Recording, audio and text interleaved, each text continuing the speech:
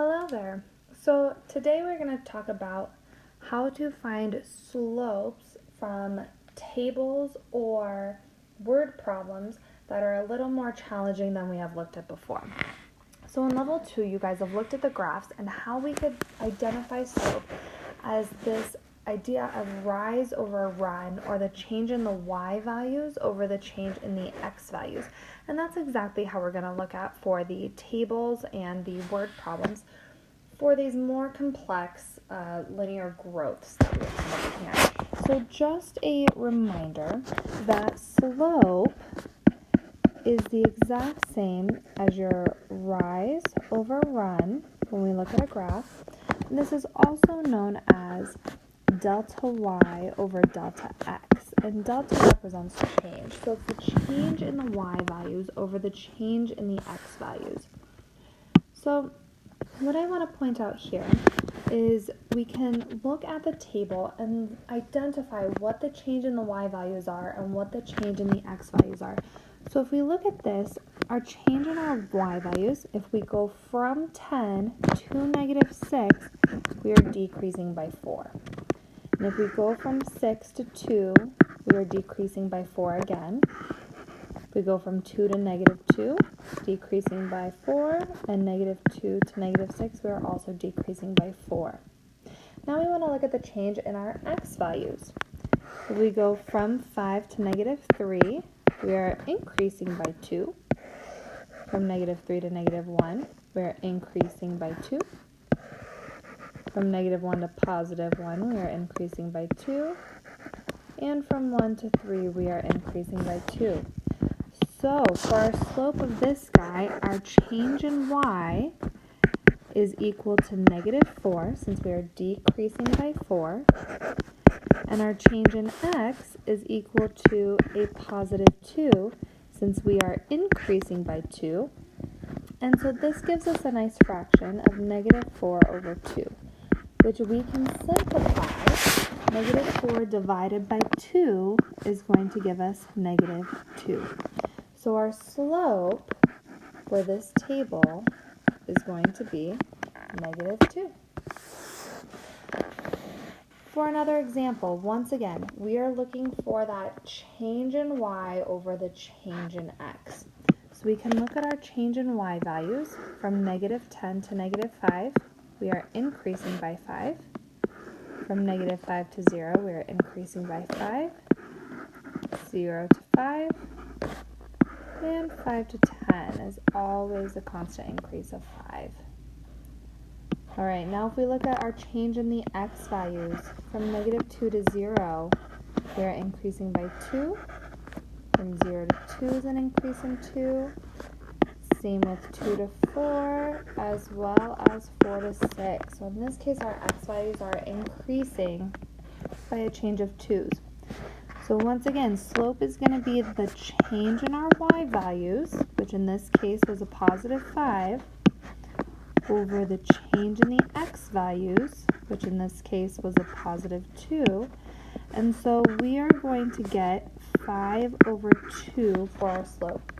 Now once again, we want to see if we can reduce this or simplify it at all. However, we cannot evenly do 5 divided by 2, and there's no other number besides 1 that can go into 5 and 2. So 5 over 2 is going to be our slope for this table. And then it's okay if you get a fraction for your slope, because that tells us on a graph from one point to the next how much our graph should go up and how much our graph should go over. It also tells us, once again, the change in the y values compared to the change in the x values. So it's okay if we do get a fractional slope. Alright.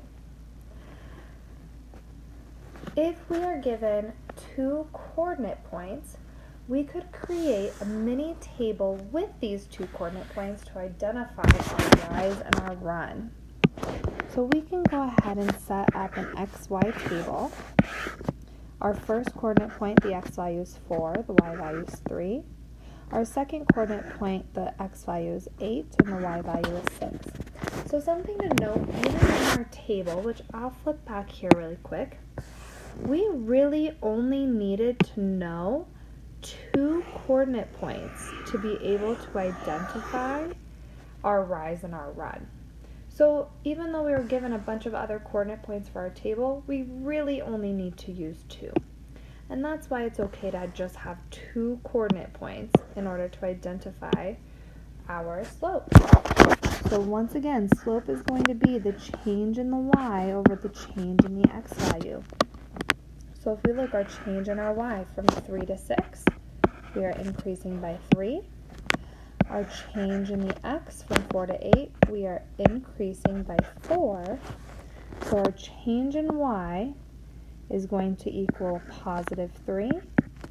Our change in x is going to equal positive 4. And we cannot reduce 3/4, so our slope is going to equal 3/4. For our next problem, we can do the same exact thing. We have 2 coordinate points, so we can go ahead and set up an xy table with our coordinate points to help us solve for the slope. So our first coordinate point, the x value is 3, the y value is 2. Our second coordinate point, the x value is 5, the y value is 7. And then we need to figure out the change in y over the change of x. So y goes from -2 down to -7. So in this case, y is decreasing by 5. Our x value goes from 3 to 5, so our change in x is increasing by 2. So we can write out our change in x over change of y. Change of y, we got -5. For our change of x, we got a positive 2. And then because we cannot simplify -5 over 2, we are going to leave that as our slope. But once again, just remember, if we can simplify this, we definitely want to.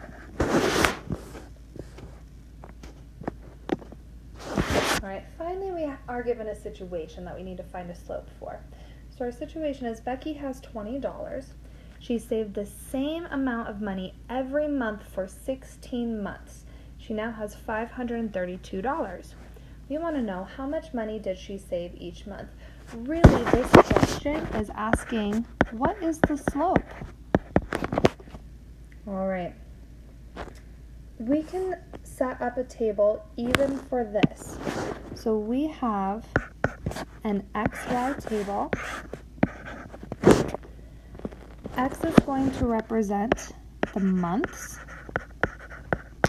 Y is going to represent the amount of money that Becky has. So in month 0, this is going to be her starting month. Becky has $20. So we haven't passed any time yet. She started with $20. We know that. And then she saved some amount of money every month for 16 months. So now we are on month number 16. And she has $532. So now we've set up this really nice XY table. We can go ahead and use it to find our change in Y over our change in X. So our change in Y, we want to know, how do we get from 20 all the way to 532? And we're going to do this by adding 512. So our change in Y is going to equal 512. Alright, our change in X, we are going from 0 to 16. So we are adding 16. So our change in X is going to be 16. Now we want to figure out, can we reduce, simplify, or just straight up divide 512 divided by 16? If you have a calculator, you can go ahead and use that. Otherwise, we can use our method of reducing. We notice that both of those numbers are even, so we can divide both of those numbers by 2. So 512 divided by 2 is going to be 256. And 16 divided by 2 is 8.